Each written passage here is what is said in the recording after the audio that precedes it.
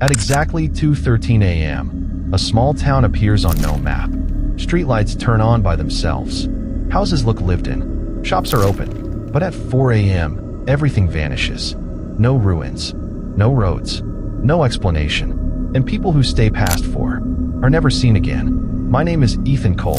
I'm an independent journalist who investigates unexplained locations across the United States. In October 2019, I received an email with no sender name and no subject line. It contained only one sentence.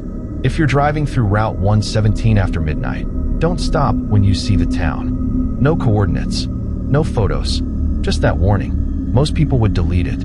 I packed my camera and drove there. Backhand index pointing right if you love real-style horror stories. Don't forget to like the video and subscribe. These stories only get darker from here. Route 117 is supposed to be a dead highway. No towns, no gas stations, just forest. At 1:58 a.m., my GPS started glitching. The screen froze. Then it showed a location name I had never seen before. Grenton. I laughed.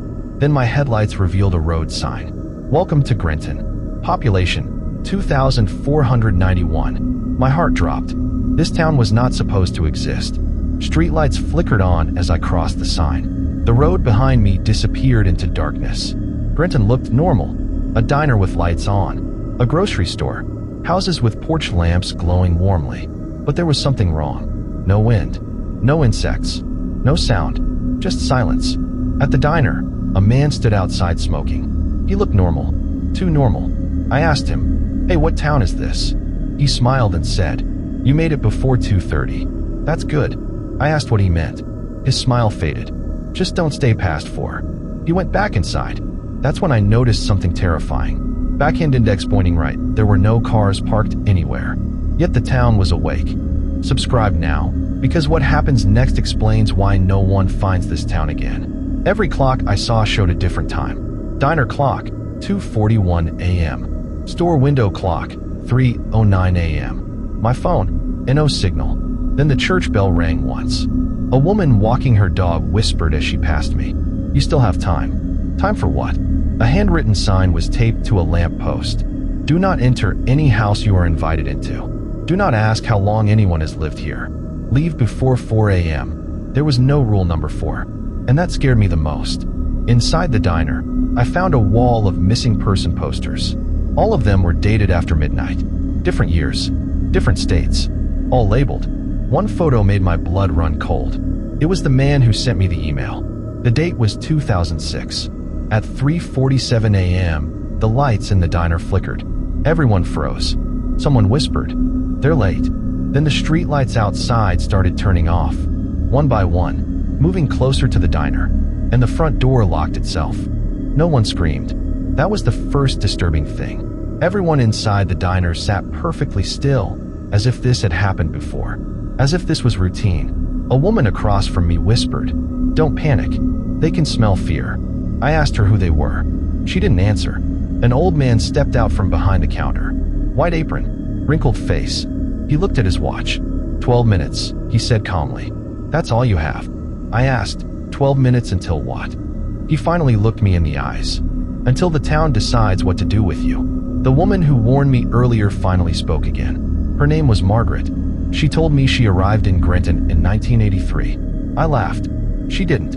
She looked exactly 32 years old. She said, "No one ages here. Not while the town is awake." I asked how long the town stays awake. She pointed to the window. From 2:00 a.m. to 4 a.m. every night. For decades. I asked the question everyone was avoiding. What happens at 4? The entire diner went silent. The manager turned the open sign to closed. At 4, he said, "Grenton eats." Margaret showed me something behind the diner. A storage room. Inside were photographs. Thousands of them. People smiling. Families. Children. Each photo had a date written on the back. Then I noticed something horrifying. The same faces appeared again, and again, and again, from different decades. They weren't dying. They were being reused. At 3:52 a.m., the walls started whispering. Not voices. Names. People's names. I heard mine. That's when Margaret grabbed my arm. "It knows you now," she said. "Once it knows your name, it never forgets." She told me there were only 2 ways to survive Grenton: leave before 4 a.m. or let the town change you. I asked what change meant. She rolled up her sleeve. There were numbers carved into her skin. Dates. Hundreds of them. The church bell rang twice. Lights flickered violently. Outside, the streets began to stretch like they were breathing. The manager shouted, "Anyone who's leaving, go now." Margaret looked at me.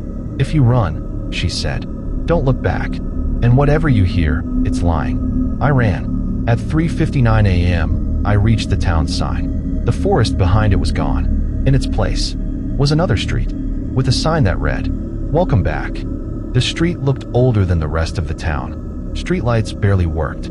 Buildings were crooked, paint peeled like skin. Every house had the same thing written on the door: second stay. That's when I understood. This place was for people who tried to escape and failed.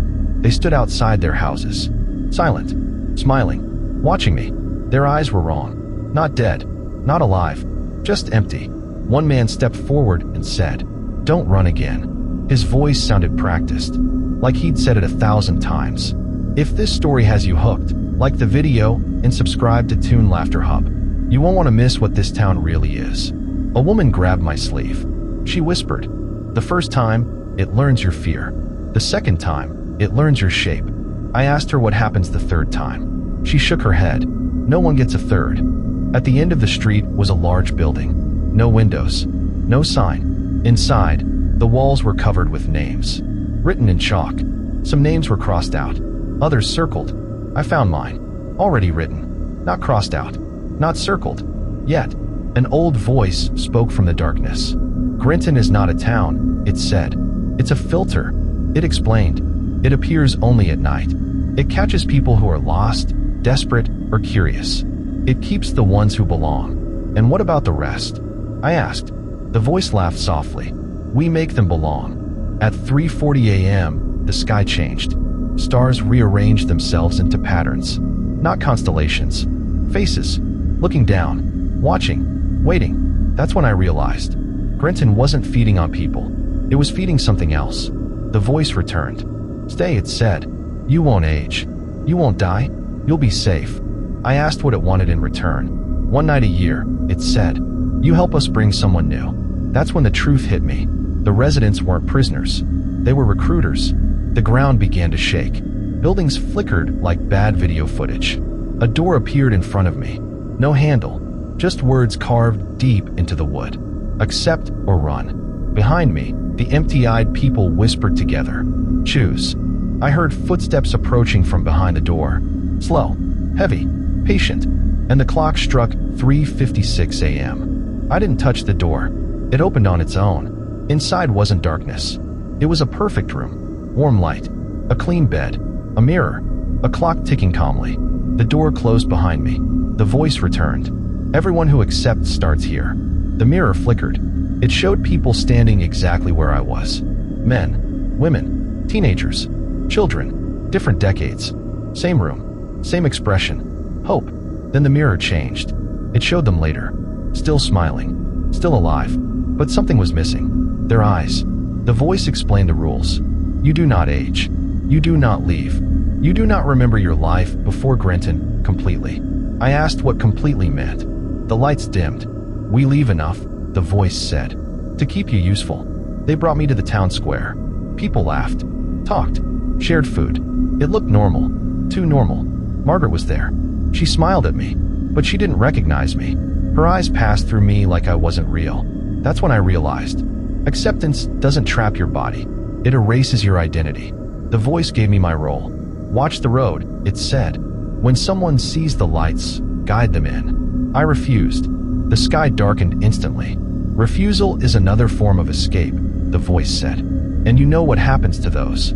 I remembered the second stay street. The empty eyes. At 3:30 a.m., I heard something under the town. Not voices. Movement.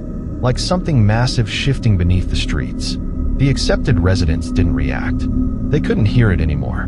But I could, because I wasn't fully accepted yet. The voice finally explained Grenton. It is a threshold, a place between moments. It feeds something that exists outside time. Humans are the currency. Memories are the fuel. And the town? Just the bait. At 3:58 a.m., something unexpected happened. The mirror in my room cracked. Just a little. For half a second, I saw the road again. The real road. And a car driving toward Grenton. Headlights on. Someone new. The voice panicked. "You are not finished yet." I realized something terrifying. Grenton wasn't all-powerful. It needed participation, consent, belief, and I still remembered who I was. The clock hit 3:59 a.m. The town shook violently. The new car crossed the boundary, and the voice screamed for the first time. "Stop them." I had 1 minute to decide whose side I was on. The car stopped near the diner. Headlights stayed on. Inside were two people, a man and a child. The child was asleep. The man looked exhausted, lost, just like I was on my first night. The voice roared inside my head. "Guide them in." But something inside me broke. I ran toward the car and shouted, "Don't get out." The man froze. The town reacted instantly. Streetlights burst. Windows shattered. The ground cracked open beneath the diner. For the first time, Grenton looked angry. The buildings peeled away like paper. Underneath was nothing. No streets. No houses. Just a massive, shifting darkness stretching endlessly. Grenton wasn't a place. It was a mouth. And it was starving. The voice finally appeared. Not a creature. Not a monster. A presence.